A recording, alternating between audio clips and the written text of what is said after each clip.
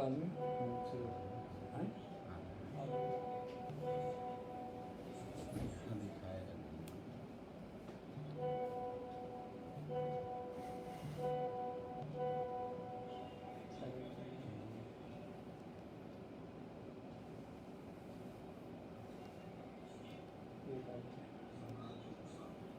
दिखाएगा।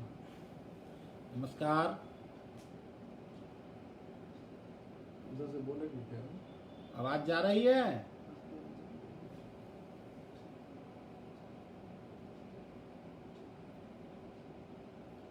आवाज पहुंच रही है? नहीं पहुंच रही है। आज माइक यहाँ है।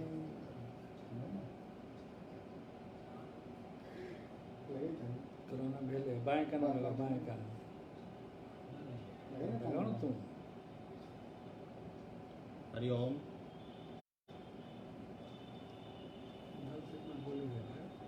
नमस्कार।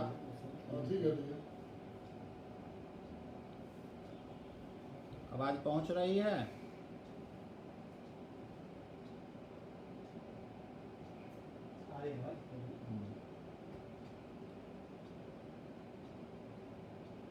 आप उधर से लिख सकते हैं।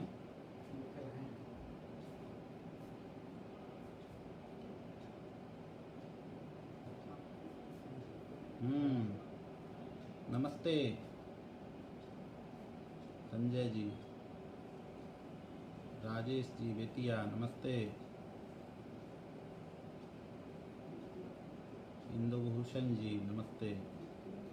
तो जैसा हम सब लोगों को पता था कि सप्ताह में 2 दिन यह जो अपना बौद्धिक वर्ग चल रहा है पूर्व से, तो उसी नाते आज हम सब लोगों को मानवर प्रांत प्रचारक जी का समय मिला है।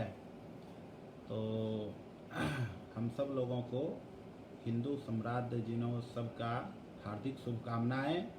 और आज विशेष उत्सव भी है हम सब लोगों के लिए, तो इस नाते हम सब मान्यवर प्रांत प्रचारक जी का उद्बोधन प्राप्त करेंगे।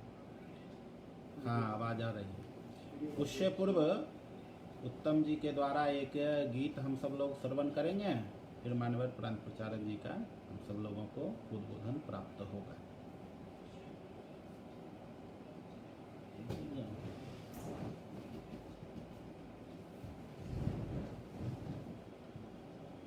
संस्कृति सबकी एक चिरंतन, खून रगों में हिंदू है। विराट सागर समाज अपना, हम सब इसके बिंदु हैं। संस्कृति सबकी एक चिरंतन, खून रगों में हिंदू है। राम कृष्ण गौतम की धरती, महावीर का ज्ञान यहाँ। वाणी खंडन मंडन करती, शंकर चारों धाम यहाँ। जितने दर्शन राहें उतनी, चिंतन का चैतन्य भरा। पंथ खालसा गुरुपुत्रों की, बलिदानी यह पुण्य भरा। अक्षयवट अगणित शाखाएं, जड़ में जीवन हिंदू है। संस्कृति सबकी एक चिरंतन, खून रगों में हिंदू है। सबकी रक्षा धर्म करेगा, उसकी रक्षा आज करें। वर्ण भेद मत भेद मिटाकर नवरचना निर्माण करें। धर्म हमारा जग में अभिनव अक्षय है, अविनाशी है। इसी कड़ी से जुड़े हुए हम युग से भारतवासी हैं। थाह अथाह जहाँ की महिमा, गहरा जैसा सिंधु है। संस्कृति सबकी एक चिरंतन, खून रगों में हिंदू है। विराट सागर समाज अपना, हम सब इसके बिंदु हैं। संस्कृति सबकी एक चिरंतन, खून रगों में हिंदू है। खून रगों में हिंदू है। दोनों समय का घाटा बड़ा है।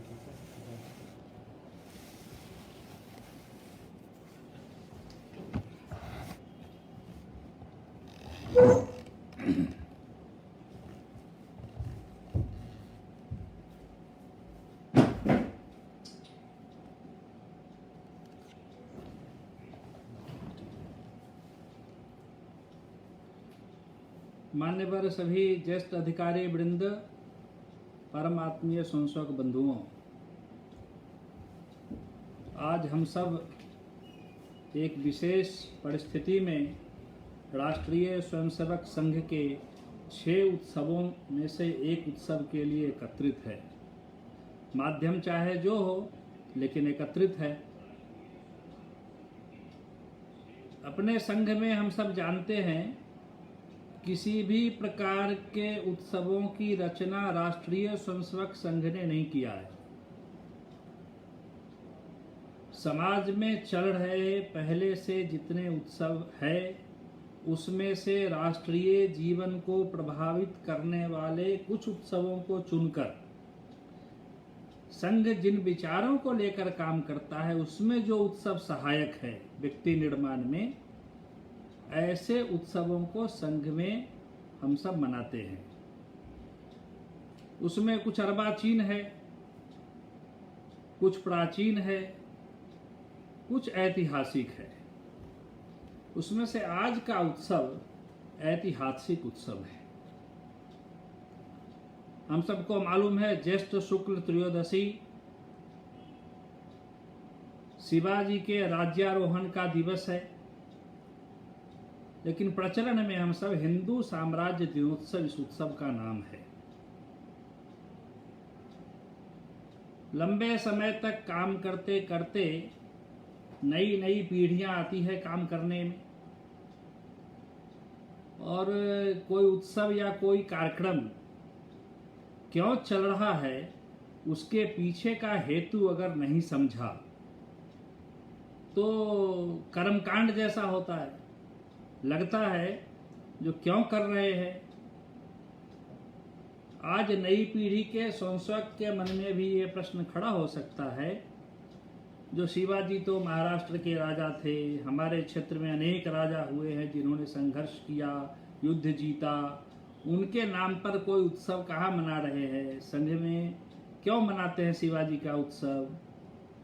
दूसरा प्रश्न हो सकता है, अच्छा संघ नागपुर में शुरू हुआ, महाराष्ट्र में शुरू हुआ, शुरू में सब मराठी कार्यकर्ता महाराष्ट्र के ही थे संघ में, इसलिए शिवाजी के नाम से एक उत्सव संघ में लागू कर दिया। इसलिए इसके पीछे का हेतु समझना आवश्यक है, नहीं तो कर्मकांड जैसा होगा। और कर्मकांड होता है तो परिश्रम होता है, काम होता हुआ दिखता है, लेकिन उसमें से परिणाम नहीं आता है। अपनी बैठकों में मैं कथा सुनाता रहता हूँ आप सब में से बहुत लोगों ने सुना होगा, एक अति उत्साही काम करने वाला बालक, कोई भी काम उसको बताओ तो तुरंत करने के लिए उद्यत हो जाता था। एक दिन माता जी ने घर में कहा सब्जी नहीं है, तुरंत साइकिल निकाला, 4 किलोमीटर दूर गया सब्जी की दुकान पर और कहा माता सब्जी वाले को हमको सब्जी चाहिए। अब सब्जी नाम की कोई सब्जी तो होती नहीं है। उसने पूछा क्या चाहिए, बैगन चाहिए, परवल चाहिए, टमाटर चाहिए, गोभी चाहिए, क्या चाहिए? तो उसने कहा मैं पूछा नहीं हूँ क्या चाहिए, चलो कोई बात नहीं है, अभी परवल का नया सीजन है, लेकर जाओ। पैसा लाए हो? नहीं, पैसा भी नहीं लाया। तो दुकानदार ने कहा जे घर जाओ, पूछ लेना क्या लेना है, पैसा लेना, थैला लेकर आना। फिर 4 किलोमीटर वापस आया तो माँ ने डांटा उसको, तुमको बिल्कुल बुद्धि नहीं है, पूछ लेता क्या लाना है, पैसा लेकर जाता। डांट खाने के कारण उसने संकल्प किया जो आगे से कोई काम बताया जाएगा तो पैसा और झोला लेकर जाएंगे। 1 आध महीना बीता होगा, पिताजी के मित्र सुबह सुबह घर पर आए तो पिताजी ने आवाज लगाई बाहर से, चाय भेजो, घर में दूध नहीं। माँ ने पुत्र को जगाया, बेटा गांव के अंत में जो दूध वाला है उससे जाकर दूध लेकर आओ।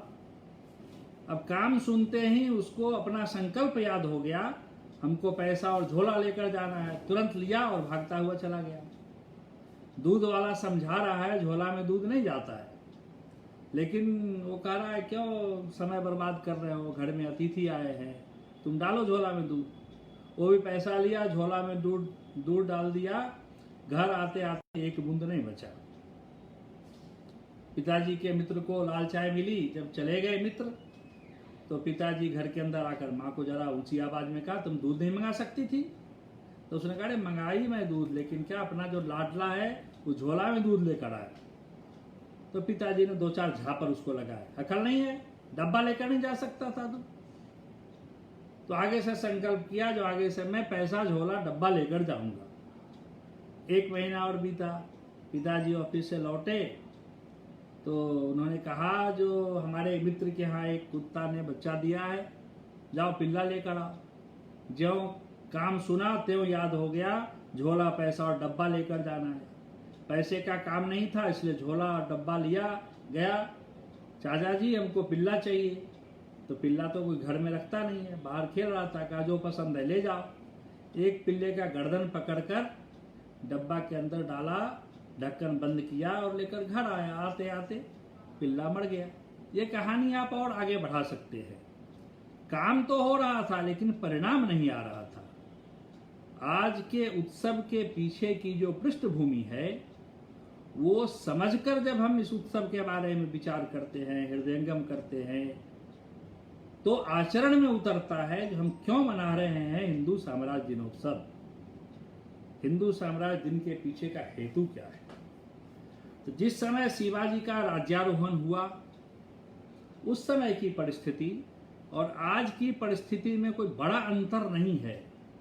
वैसा ही समय है, वैसे ही परिस्थितियां हैं, वैसे ही समाज का व्यवहार भी है। इसलिए आज भी उतना ही प्रासंगिक है उन सब बातों का स्मरण करना। शिवाजी का जब राज्यारोहण हुआ था उस समय समाज आत्मविश्वास खो दिया था। अनेक प्रकार के प्रयोग अपने देश में चले थे। जो विदेशी आक्रांता आकर अपने देश में शासन कर रहे थे उसके खिलाफ संघर्ष करते करते अनेक लोग परास्त हुए थे। विजयनगर का साम्राज्य जब लुप्त हो गया, वो भी समाप्त हो गया, तब हिंदू समाज को लगा जब कुछ हो नहीं सकता है, अब तो चाकरी ही करनी है, नौकर ही हमको रहना है और भगवान ने जिसकी इच्छा से राजा दिया है उसी की चाकरी करनी है। ऐसा आत्मविश्वास शून्य समाज भारत का हो गया था। ऐसी परिस्थिति में शिवाजी का राज्यारोहण ये कोई सोच भी नहीं सकता था। शिवाजी के समय में समाज की अवस्था कैसी थी? पूना की जागीरदारी उनके हाथ में छोटी सी जो थी उनके पिताजी के समय में, उसने अगर कुतुब शाही का विरोध किया तो इसके विरोध में पूना के खेतों को गधे के द्वारा हल से जोतवाकर एक लोहे का सब्बल ठोककर फटी चप्पल टांग दी गई। वहां का हिंदू समाज अपने घर का दरवाजा थोड़ा सा खोलकर देख लेता था और मन बैठ जाता था उसका, अब ऐसी परिणति ही देश धर्म संस्कृति के लिए लड़ने वाले लोगों की होने वाली है। इतना आत्मविश्वास शून्य समाज हुआ था। उसी समय एक तरुण साहस से भरा युवक उस जागीर को संभालने आता है तो सबसे पहला काम उसने क्या किया? वो पहले गणेश जी के मंदिर को ढूंढ कर निकाला, उसको पुनर्स्थापना कराया और सोने से बने हुए रथ के द्वारा उस जमीन की जुताई करके हिंदू समाज के आत्मविश्वास को लौटाता है। आत्मशून्यता के कारण भारत के समाज के लोग इस प्रकार से स्वार्थी हो गए थे, उस स्वार्थ के कारण आपस में ही इतना लड़ पड़े थे, तो उसके कारण विदेशी शक्तियां, उसका प्रभाव देश में बढ़ रहा था और विदेशी शक्तियां बढ़ती है तो भारत का स्वाभिमान, संस्कृति, इसकी हानि कितनी होती है उस समय देखा है। आज भी वो परिस्थिति है। आज के समाज में भी बड़ा अंतर नहीं है। अभी कुछ दिन पहले एक घटना में सुना, या आप सब भी जानते होंगे, अपने ही मोहल्ले में कोई मुसलमान एक घर खरीद लेता है तो हिंदू समाज की मन स्थिति आज भी क्या होती है? अरे चलो दूसरे मोहल्ले में चला जाए, अब यहाँ रहना तो दूभर है, भागो। पहली मानसिकता यही रहती है, भागो। आज से 4-5-6 वर्ष पहले कलकत्ता में एक ऐसे मोहल्ले में मस्जिद निर्माण शुरू हुआ जहां मुसलमान नहीं है। कट्टरपंथी लोगों ने मस्जिद निर्माण शुरू किया तो हिंदू समाज की प्रतिक्रिया पहली क्या हुई? अरे इस मोहल्ले में मस्जिद आ गया, अब हम लोगों को दूसरे स्थान पर घर खोजना पड़ेगा, जाना पड़ेगा यहां से। अपने संघ के स्वयंसेवकों ने उस मोहल्ले में जागरण किया, घूम घूम कर सबको समझाया, भागने की जरूरत नहीं, टिके रहो। उस समय भी यह मानस था, आज भी यह मानस है।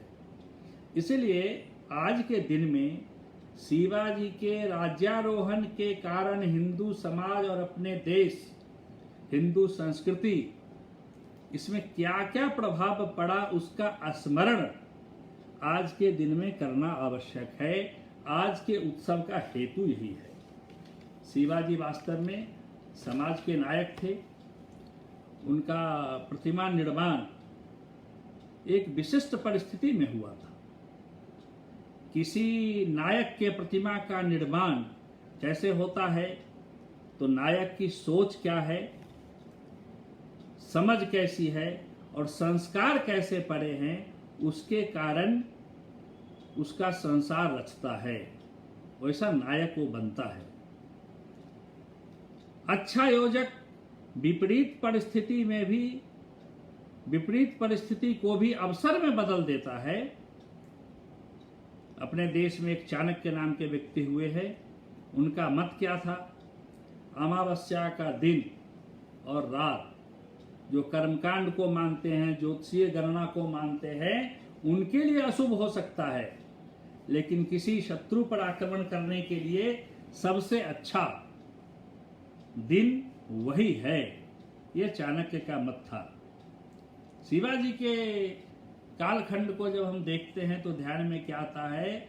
जो अधिकतम युद्ध, अधिकतम आक्रमण शिवाजी के द्वारा उन्हीं दिनों में, उन्हीं के आसपास के दिनों में हुआ है, क्योंकि चाणक्य ने जो मंत्र दिया था उस मंत्र को ठीक प्रकार से हृदयंगम करने का काम शिवाजी ने किया था।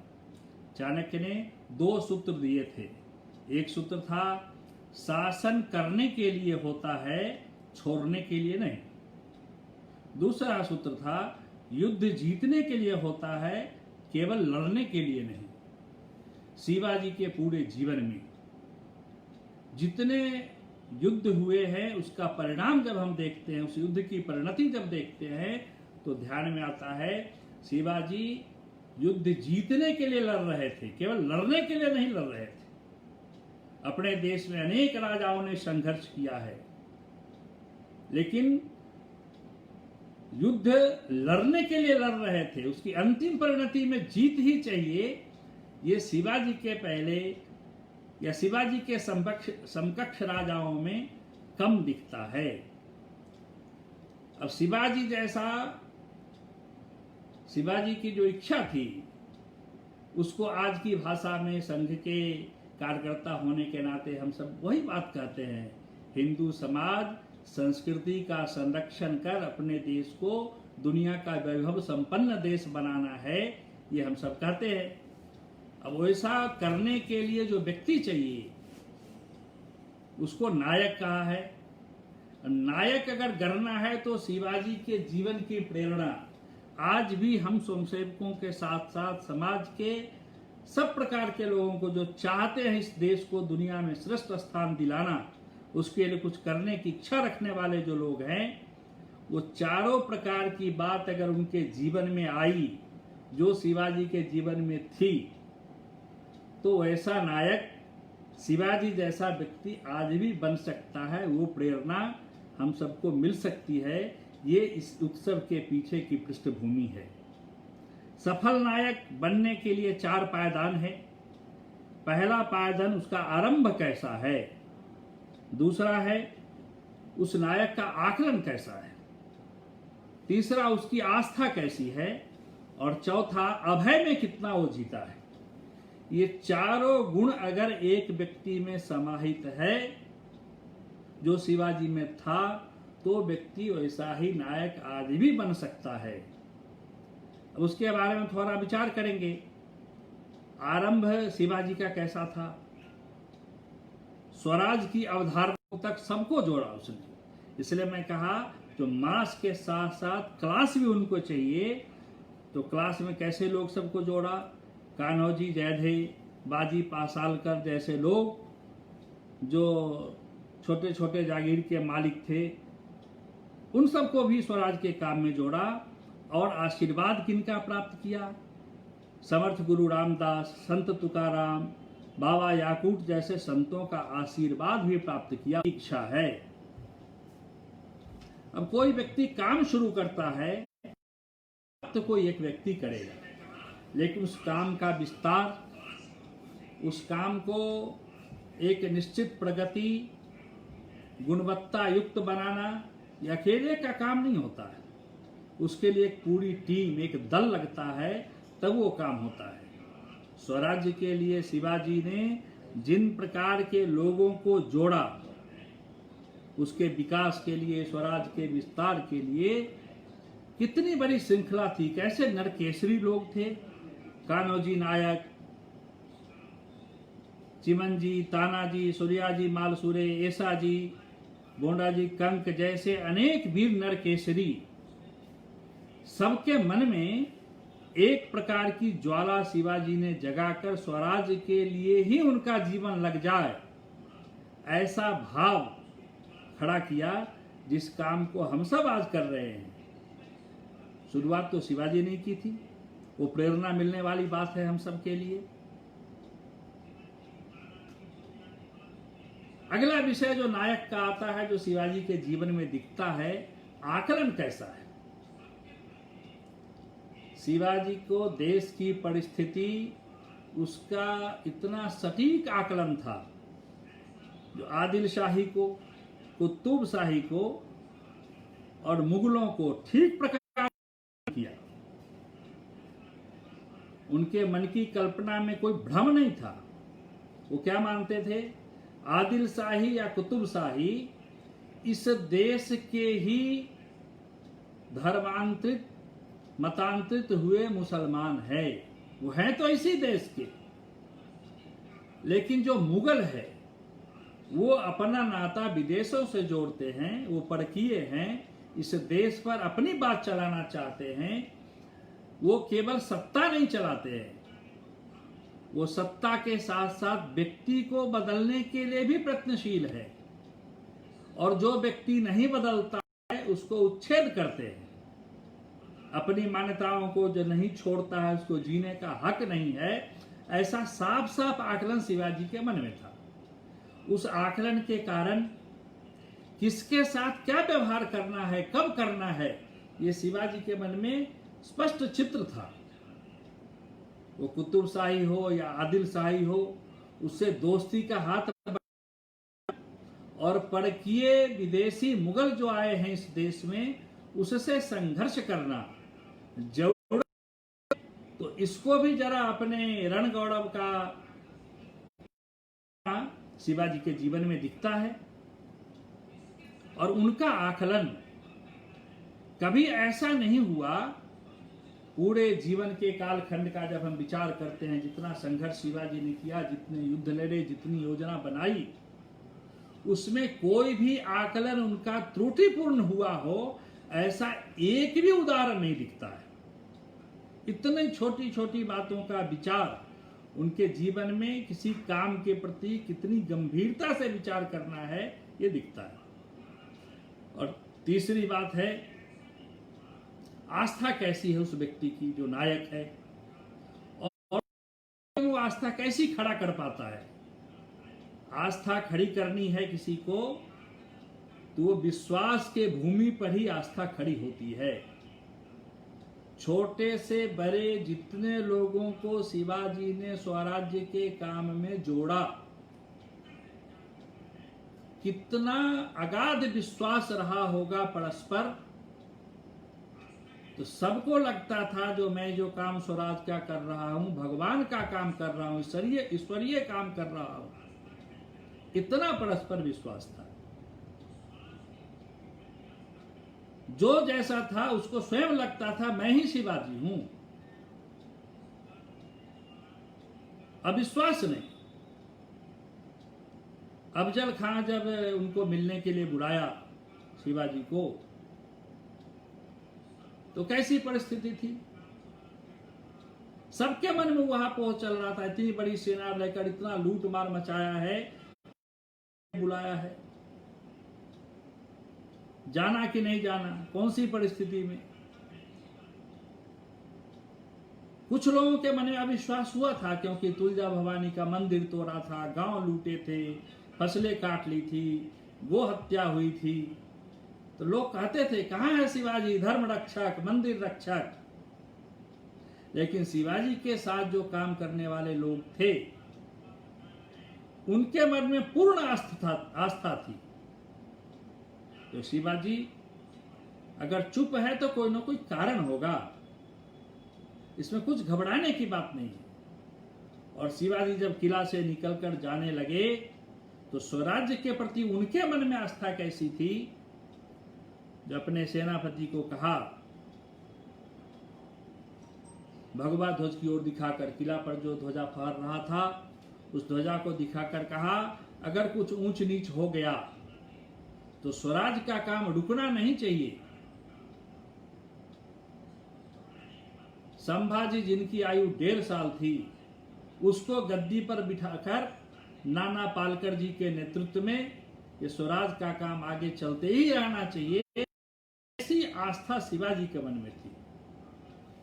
इस विश्वास के कारण अपने सब सहयोगियों के मन में शिवाजी ने इस प्रकार की आस्था खड़ी की थी। कभी कभी कुछ सहयोगी के मन में संदेह भी उत्पन्न होता था, क्या होगा।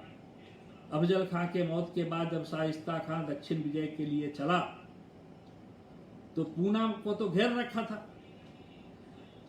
80,000 सैनिकों को लेकर रोज उत्पात मचाता था, शहर को लूटना, गांव को जलाना, फसल काटना, ये सब चलता रहता था। साथ काम करने वाले लोग भी थोड़ा थोड़ा निराश हो गए थे, जो क्या समाप्त हो गया, स्वराज पूर्ण हो गया, क्या होगा। लेकिन शिवाजी ने अपने सहयोगियों को क्या कहा, कल रात को एक भवानी मां दर्शन दी थी और कहा, मैं तुम्हारे तलवार में निवास करती हूं, विजय तो तुम्हारे निश्चित है। जैसे अफजल खां गया है वैसे ही शाइस्ता खां भी जाएगा। और उस आस्था के कारण सहयोगियों के मन में फिर से एक उत्साह बढ़ा और 400 लोगों को मात्र लेकर बारात का वेश बनाकर उस भवन में पहुंचे जहां शाइस्ता खां ठहरा था। पीछे का एक पुराना दरवाजा जिसको बंद करा दिया था उसको तोड़कर सब अंदर घुसे। शिवाजी सीधे शाइस्ता खां के कक्ष में गए। शाइस्ता का जब भागने लगा, थोड़ी मारकाट मची, भागा, जनाना खाना की खिड़की से कूदकर जब नीचे भागने लगा तो शिवाजी ने तलवार चलाई तो उसके हाथों की अंगुलियां कट गई। ऐसा अपने काम पर, अपने विचार पर, अपने जिस काम के लिए शिवाजी ने समय लगाया, ऐसी आस्था उनके जीवन में दिखती है। और जब हल्ला मचा उस भवन में तो शिवाजी ने पहले से योजना करके रखी थी। जोर जोर से ढोल मृदंग बजने लगे, उसमें भवन का कोलाहल मालूम नहीं चला। और शिवाजी के साथ जो लोग गए थे वही गनीम गनीम, दुश्मन दुश्मन चिल्लाते हुए मुख्य द्वार से बाहर निकलकर पूना से बाहर निकल आए।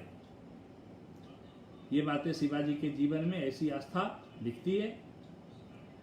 और चौथी बात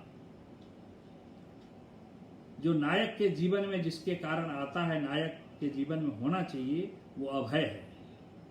अभय शब्द का शाब्दिक अर्थ तो है निडरता। आज के सब प्रकार के जीवन में इसका अभाव दिखता है। सामाजिक क्षेत्र से लेकर राजनीतिक क्षेत्र में काम करने वाले लोग वो सत्य कहने से डरते हैं, घबराते हैं, क्योंकि अभय प्राप्त उनको नहीं है।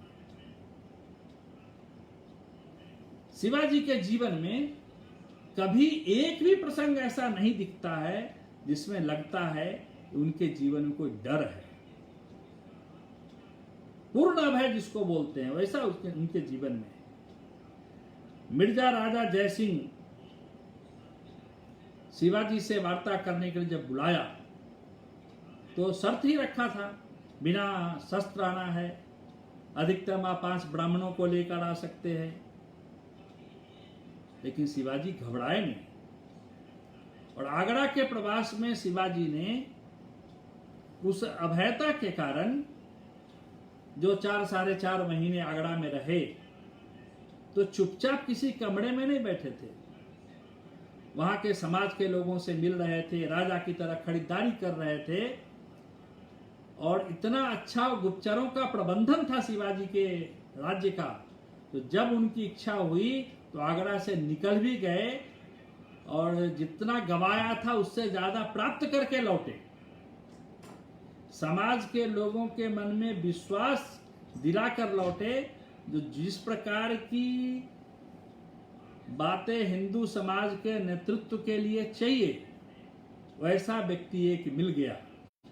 जितने प्रकार के प्रयोग पहले चल रहे थे शिवाजी से पहले, उसमें जो असफलता मिली थी उसकी सफलता की परिणति है शिवाजी का राज्यारोहण दिवस। नहीं तो औरंगजेब के राज्य में नौकरी करने वाला कवि भूषण वो क्यों दक्षिण में आते? पैसे की कमी थोड़ी थी। औरंगजेब के यहाँ मन नहीं मानता था इसलिए इधर उधर की कविता सुनाते थे। औरंगजेब ने जब कहा जरे मेरे पर भी तो कुछ कविता बनाओ, कुछ तो बोलो, तो भूषण ने कहा कि आपका चरित्र वैसा नहीं है जिसके कारण आप पर मैं कविता सुना सकूं। उस दरबार को छोड़कर शिवाजी के दरबार में भूषण आ गए। काशी का जो देवालय शंकर जी का मंदिर तोड़ा गया, उनके वंशज गागा भट्ट को भी लगा जो अगर धर्म और मंदिर की रक्षा करने के लिए आज के समय में है तो शिवाजी को छोड़कर नहीं है। इसलिए वो दक्षिण में पहुंचकर कहते हैं जो आपको सम्राट बनना आवश्यक है, आपका राज्यारोहण मैं कराऊंगा। ऐसा चित्र दिखता है। आगरा प्रवास में, आगरा में जब गए 4 साढ़े 4 महीने का कैद उनका हुआ।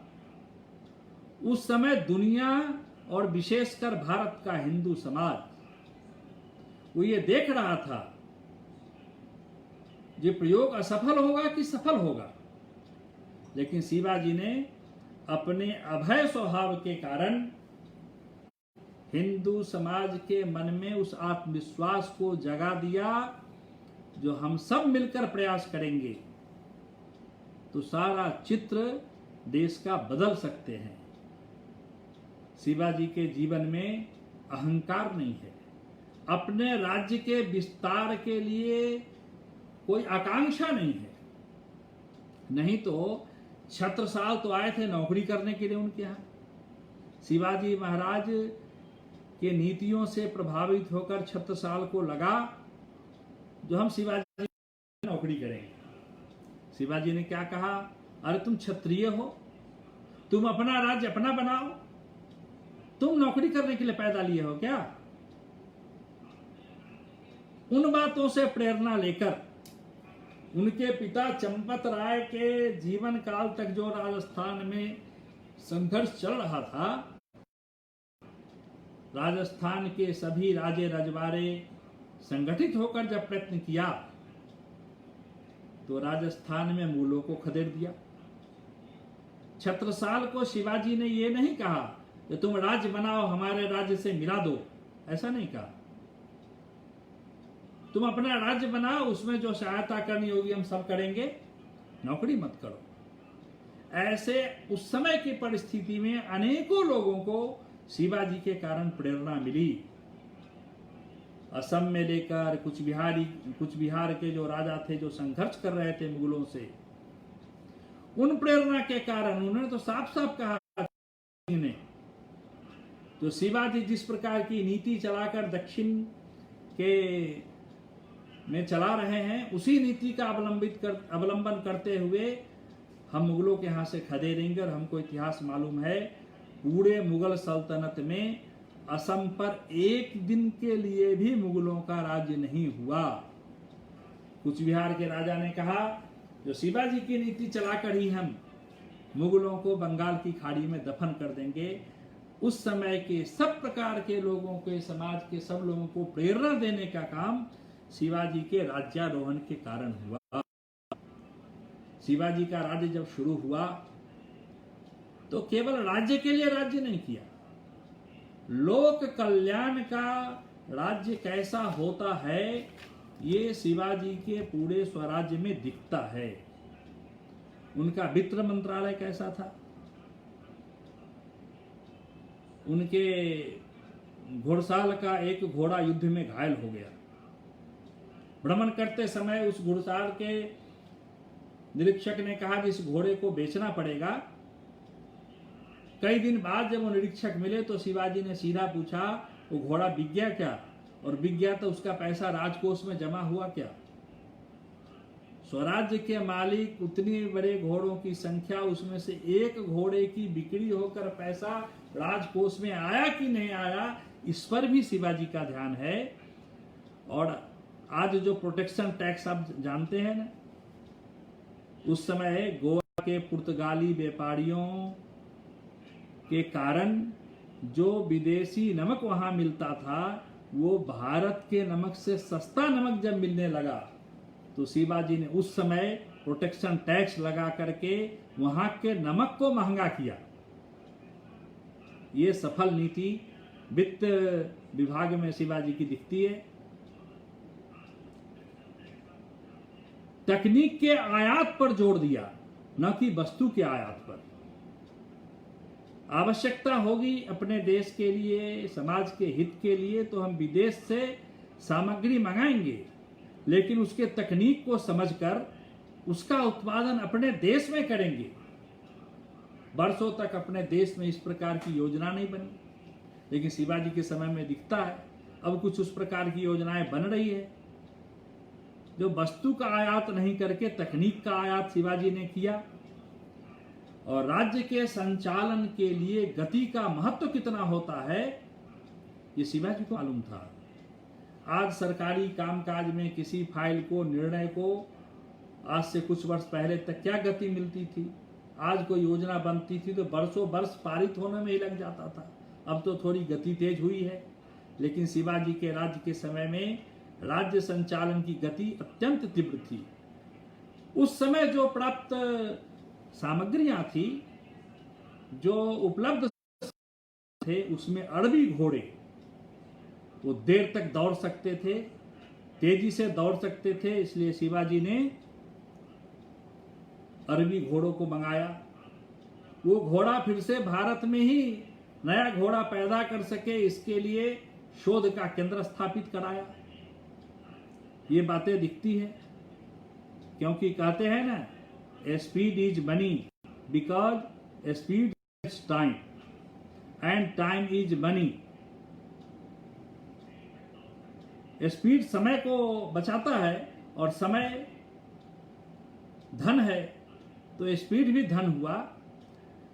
वो प्रेरणा आज जो राजकाज में लगे लोग हैं, उनके लिए भी वो प्रेरणा के लिए आज भी वो उतना ही प्रासंगिक है। जो राजकाज की गति, राज्य संचालन की गति की तीव्रता कितनी हो, ये शिवाजी ने अपने राज्य में करके दिखाया था। समान कर प्रणाली थी उनके यहाँ। आज भी इतने वर्षों के बाद भी पूरे देश में डीजल पेट्रोल का एक जैसा दाम हम नहीं कर सके हैं, अपने देश में नहीं हुआ है। लेकिन शिवाजी ने अपने राज्य में ये करके दिखाया था, समान कर प्रणाली। उनका गृह मंत्रालय कैसा था।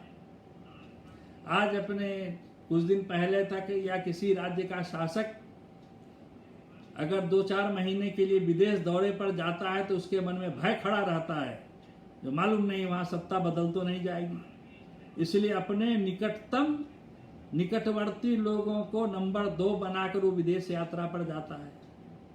लेकिन शिवाजी के राज्य में ऐसा नहीं था। 4.5 महीना आगरा में शिवाजी कैद रहे, नजरबंद रहे, लेकिन कोई उत्पात उनके राज्य में नहीं दिखता है। शिवाजी के राज्य में काम करने वाले सब कर्मचारियों के मन में जो आस्था स्वराज के प्रति थी, उसका वो परिणाम था। 6 महीना दक्षिण का अभियान था शिवाजी का, लेकिन कोई उत्पात नहीं, कोई उहापोह समाज में नहीं, क्योंकि सबको लगता था जो शिवाजी हमको देख रहे हैं। ऐसा उनका गृह मंत्रालय था।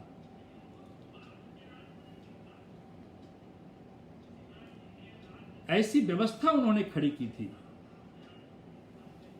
व्यवस्था व्यक्ति से बड़ा होता है, व्यक्ति को बड़ा कभी शिवाजी ने नहीं बनाया। व्यवस्था कैसे ठीक चले, इस पर ध्यान उनका ज्यादा दिखता है।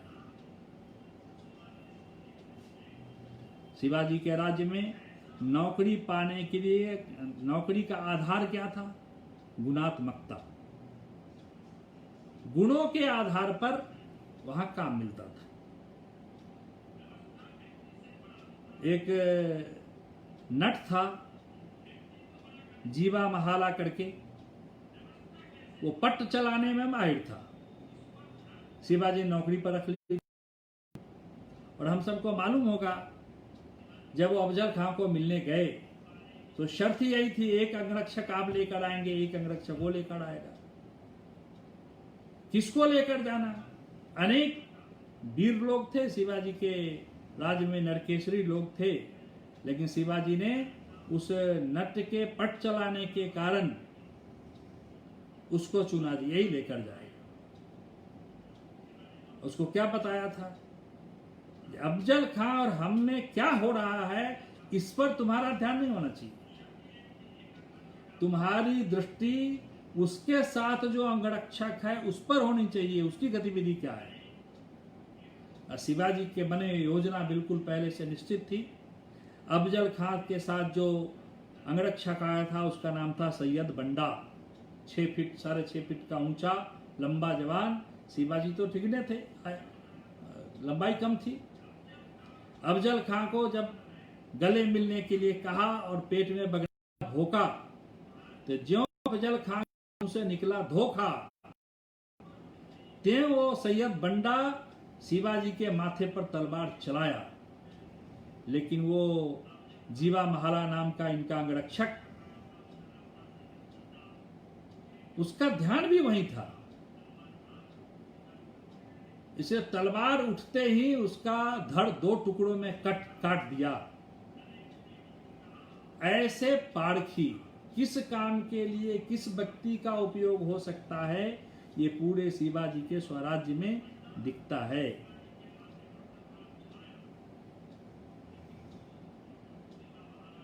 जो भी दायित्व उन्होंने राजकाज के लिए स्वराज के को दिया होगा, तो समय और परिस्थिति प्रतिभा के आधार पर वो दायित्व बदलता ही रहता था।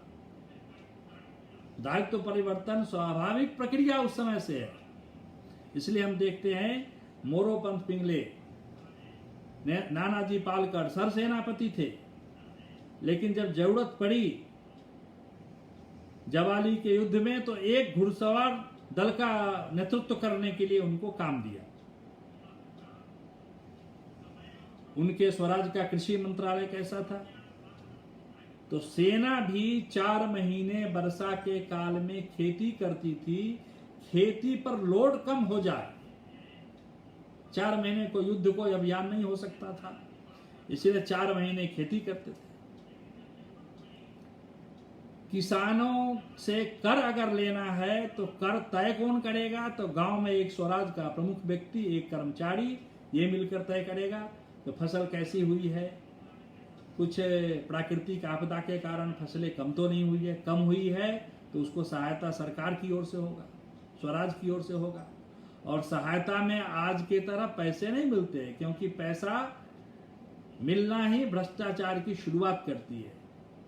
कृषि काम के लिए बीज उसका हुआ है, फसल बर्बाद हुई है तो बीज मिलता था, यंत्र टूट गया है तो यंत्र मिलता था, ताकि कृषि का काम बाधित नहीं हो, दूसरे काम में उसका उपयोग न ले सके। ऐसी रचना योजना उनके स्वराज में दिखता है। और विजयादशमी होते होते वो सब सैनिक अपने गांव में सीमोल्लंघन करके अभियान के लिए फिर इकट्ठे हो जाते थे। ऐसी रचना थी। जिस समय साम्यवाद समाजवाद का जन्म नहीं हुआ था इस दुनिया में, उस समय शिवाजी के स्वराज्य में जमींदारी प्रथा को शिवाजी ने खत्म किया। शिवाजी ने कहा, ये जमीन के हम ट्रस्टी हैं, हम हस्तांतरण करने का अधिकार किसी ने नहीं दिया है, बांटने का अधिकार किसी ने नहीं दिया है, इसका उपभोग कर सकते हैं, ऐसा दिखता है। न्याय और विधि मंत्रालय, कितने न्यायिक थे शिवाजी। पूना में स्थित राजे गांव नाम का एक गांव का पाटिल जब गांव के एक स्त्री के साथ बलात्कार किया, तो शिवाजी ने कितनी, जो जितना बड़ा आदमी है उसकी अगर कोई गलती है तो उतनी बड़ी सजा शिवाजी के राज्य में दिखता है। और दबाव, प्रलोभन, इसमें कभी उनके जीवन में एक भी उदाहरण नहीं दिखता है। जो कोई हमारे रिश्तेदारी में से किसी को किसी गढ़ का प्रमुख बनाया है और किसी के दबाव में अपने निर्णय को बदला है, ऐसा एक भी उदाहरण नहीं। कान्होजी जैसे लोग, कान्होजी जयधे पिताजी के मित्र थे, शिवाजी सम्मान करते थे उनका। उनके एक संबंधी थे, उनका नाम था खंडोजी खोपड़े। जब अफजल खां आया था दक्षिण में, तो राष्ट्रद्रोह करके अफजल खां से मिल गए थे। स्वराज की सारी सूचना अफजल खां को दिया था, लेकिन अफजल खां के मारे जाने के बाद क्या करेंगे, फिर स्वराज में आना है। तो उनके संबंधी कान्होजी जयदे ने शिवाजी को कहा तो उसको माफ कर दो, गलती हो गई, क्षमा कर दो। अब बड़े लोग कह रहे हैं तो क्या करना, सजा उसकी कितनी बड़ी है। जो राष्ट्रद्रोह करेगा उसकी सजा तो मौत है। अब बड़े लोग कहे, पिताजी के मित्र कह रहे हैं, तो दबाव में शिवाजी दिखे, कुछ उन्होंने कहा नहीं। सामान्य वातावरण होने के कारण खंडोजी खोपड़ा राजभवन भी आने लगे, राज दरबार में आने लगे। 8-10 दिन बीतने के बाद एकाएक शिवाजी ने कहा, जिस बाएं पांव से चलकर अफजल खां के शिविर में ये गए थे, उस बाएं पैर को काट दो, और जिस दाहिने हाथ से तलवार था स्वराज्य के खिलाफ, वो दाहिना हाथ भी नहीं रहना चाहिए, इसलिए उसको भी काटो। जब कान्होजी जयदेव ने पूछा, जो तुमने तो वचन दिया था, हमने कहा था माफ कर दो, तो क्या उत्तर दिया शिवाजी ने? आपकी बातों का मैं मान रखा हूं, इसलिए मृत्यु दंड नहीं दिया है, हाथ पैर काटकर छोड़ दिया है। ऐसे अनेकों उदाहरण पूरे शिवाजी के जीवन में दिखता है। शिवाजी के जीवन में प्रज्ञा अपराध नाम से कोई भी चीज आप खोज नहीं सकते। ऐसे नायक को गढ़ने वाला जिन जिन गुणों के लिए हम प्रयत्नशील रहते हैं, सब प्रकार के गुणों का वर्धन शिवाजी के जीवन से प्राप्त करते हैं। इसलिए संघ में शिवाजी की जन्म जयंती हम नहीं मनाते, क्योंकि हम तब संघ के स्वयंसेवक हैं। व्यक्ति पूजा ये तो हमारे आस्था का विषय नहीं है, लेकिन कभी कभी निराकार ब्रह्म की उपासना समझ में नहीं आती है, इसलिए समझने के लिए साकार ब्रह्म की उपासना करनी पड़ती है। तो इसलिए शिवाजी की जन्म जयंती न मनाकर शिवाजी राज्यारोहण दिवस भी हमने उसको नहीं कहा है, वो कहा है हिंदू साम्राज्य दिनोत्सव है। इस हिंदू साम्राज्य दिनोत्सव के अवसर पर हम सब स्वयंसेवक ठीक प्रकार से शिवाजी के जीवन के इन गुणों को समझकर, जैसा नेतृत्व देने वाला नायक समाज को चाहिए वैसा बनने का हम सब मिलकर प्रयत्न करेंगे। ये भाव समाज के सामान्य जन के मन में भी हम सब बैठा सकेंगे।